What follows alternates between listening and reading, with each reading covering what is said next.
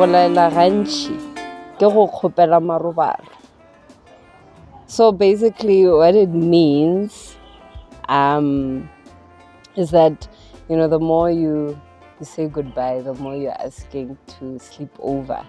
And it's a common phrase that we use, especially when we are saying goodbye, you know. And I believe that also as Black people, our phrases are always so long-winded, you know. Even our greetings are long-winded. You know, you don't just say hello, but you say dumelang, you know, and you don't even just greet like the one person.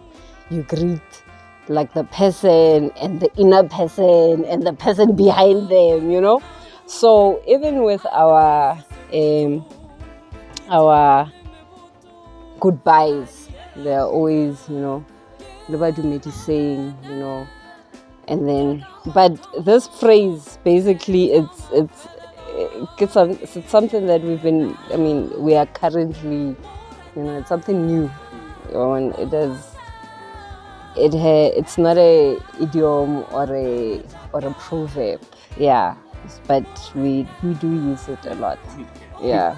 So you started out writing and performing poetry, which certified your knacks for the art. Mm-hmm. You ever wondered the direction your career would have taken if you only had pursued poetry? It was impossible for me to pursue only poetry. I come from a very musical family, and actually poetry was my way of rebelling against the music, you know.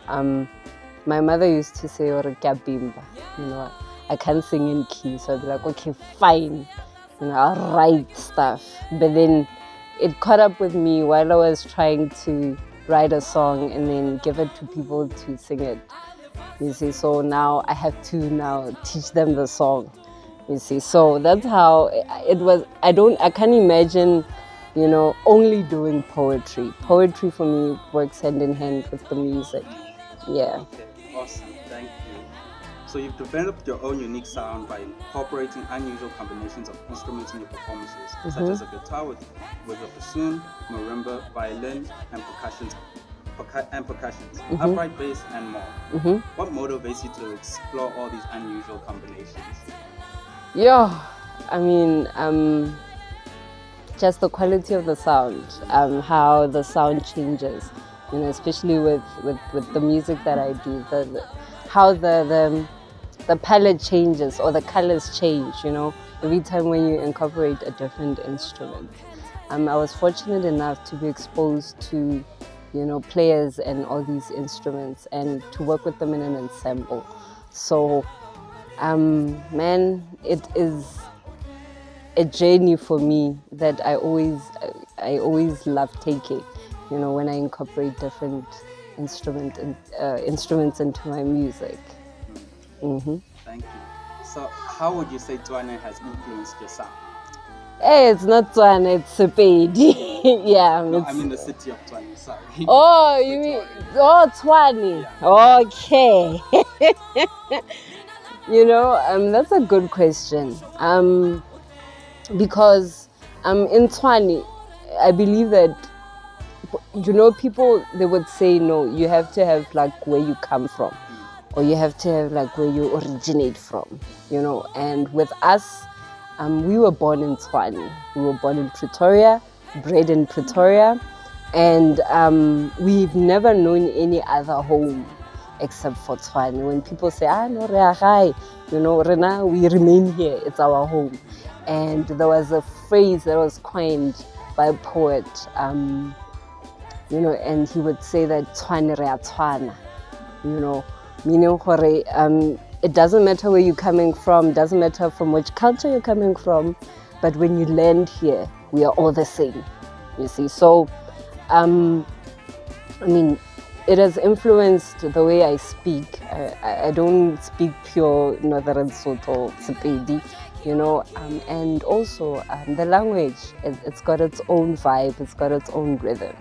Yeah, so living here also has made me discover other people as well, from different places, you know, meeting different people who have different backgrounds from where I come from. But yeah, it's Tshwane, we are Tshwane, we are all the same. Yeah. Awesome. Thank you. So yeah, so what is your favorite idiom or phrase? One that you go to sometimes, Ish. As I said, because I was not raised in a place where idioms could be necessarily used as part of our part of our language, but there are a few that I know, especially concerning my music. I'm going to be doing a song titled Fola, and in the chorus it says Masa Rana Swele, which basically means that the sun will rise no matter how dark it gets. That phrase for me when I wrote the song, it was a very deep introspect into the lives of a woman, particularly a black woman, where we get so hurt and we get so deprived, of expressing who we really are, and it really messes us up, but the world is calling to us, and that's why we need to heal from our past wounds, and then we cannot remain in the same hurt space or in the same disadvantaged space. So that's why I say, Masarana Swili. It can get dark, but the sun will always rise.